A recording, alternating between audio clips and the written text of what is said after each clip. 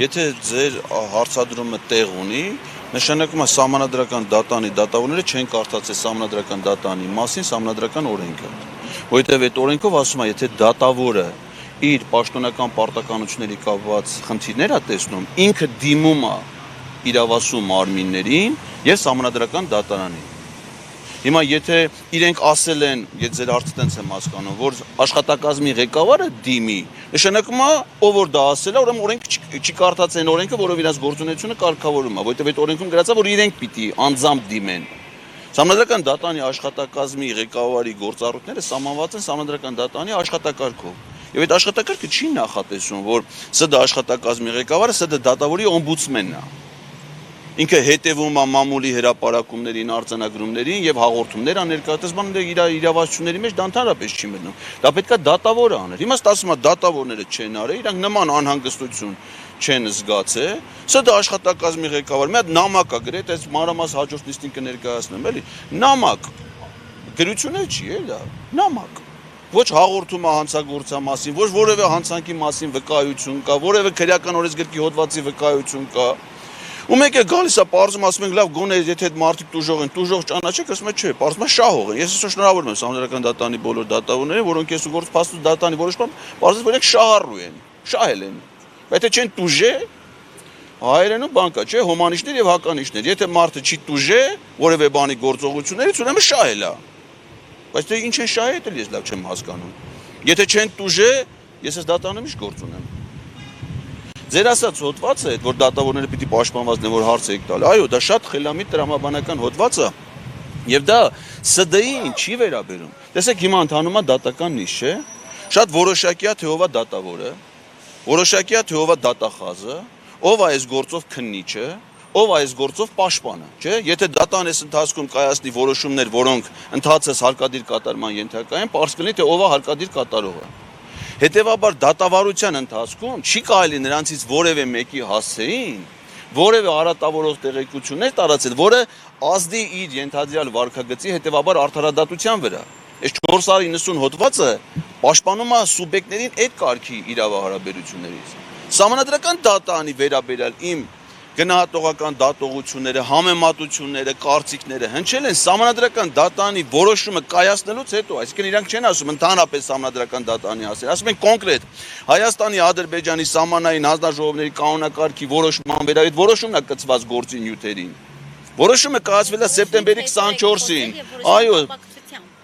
Այո, որոշումը կայացվել է սեպտեմբերի 24-ին, պաշտոնապես հրապարակվել է սեպտեմբերի 26-ին, իմ ելույթները սկսել են հոկտեմբերից։ Այսինքն վերջնական ուժի մեջ մտած, ես որևէ ձևով չեմ ազդել իրենց որոշման վրա, իրենց գործողությունների վրա, չեմ ուղղորդել որևէ ձևով, ասենք շանտաժ չի իրականացվել, ասենք եթե դու այդ որոշումը կայացնեք, ես կասեմ, որ դուք Դες բաներ չի եղել, իսկ այդ հոդվածը 490-ը պաշտպանում է այդ տիպի արդարադատությունը պաշտպանում է այդ տիպի գործողություններից։ Այսինքն տեղի ունեցածը եւ հոդվածի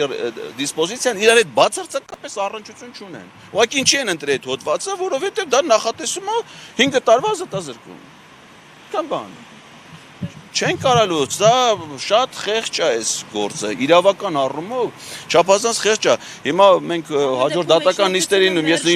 նաև տեխնոլոգիան ես ձեզ կներկայացնեմ, եթե գաք դատական նիստ, թե ինչպես է այս վարույթը ընդհանրապես գնացել, ամսաթվերով։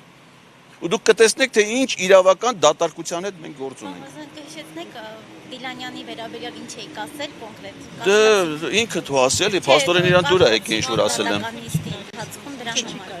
Մեղադրանքի մեջ կա, մեղադրանքը կտամ, որովհետև մնաց չստացվի, որ հիմա նորից հրապարակում եմ ինչ-որ բանը բռնեն տանեն, կտամ մեղադրանքը կծանոթանանք։ Ամեն դեպքում, եթե չեմ սխալվում, Վարդկան, ուզում եմ հիշել, որ հստակ լինի։ Նոր ասեցի, ոնց որ Վարդկան Ահաբեկիչ։ Հա, Վարդկան Ահաբեկիչը համարում եք գնահատողական դատողություն։ Բայց դուք մտածում եք Արման Դիլանյանը չարման կապած, Կալաշնիկով ավտոմատով պիկապի բագաժնիկում նստած Վարդկան Ահաբեկիչը, խալաթով։ Ինչու է դա գնահատողական դատողություն, օրինակ։ Հա? Համեմատել եմ նրա գործողությունները Վարդկան Ահաբեկչի գործողություն։ Բայց դուք օրինակ հիմա որ լսում եք ենթադրենք ես ինչ դատավորը Վարդկա բանը մորուքով ես պիկապում նստած կալաշնիկով որ լսում եք Վարդկան Ահաբեկիչ տենց եք պատկերացնում։ Ինձ թվում է երկու մարդ է դες պատկերացրել։ Իմ կարծիքով բան կա, չէ, իրավաբանության մեջ կա անաչառ դիտորդ։ Ասենք բացի քննիչից ու դատախազից ուրիշ ոչ մեկը նրանց չի պատկերացրել Վարդկան Ահաբեկիչի տեսք ունի։ Բոլոր նորմալ մարդիկ դա հասկացել են որպես դրանց գործունեության համեմատություն դրա հետ։ Իսկ թե ինչու՞մ է այդ համեմատության հիմքը,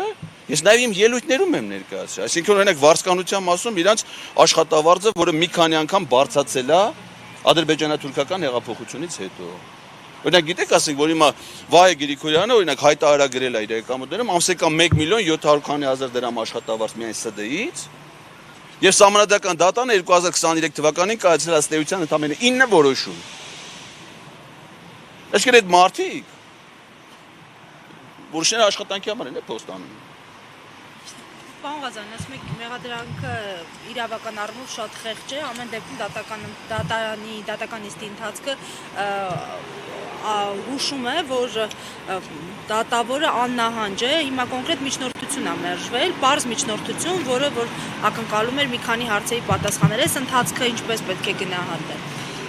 Դե իհարկե մեզ համար դրական կլներ, եթե բավարարվեն այն միջնորդությունը, առավել եւս որ դրանք շատ հիմնավոր են եւ փաստարկված են եւ ունեն եւ տրամաբանական եւ իրավական հիմնավորումներ, բայց դե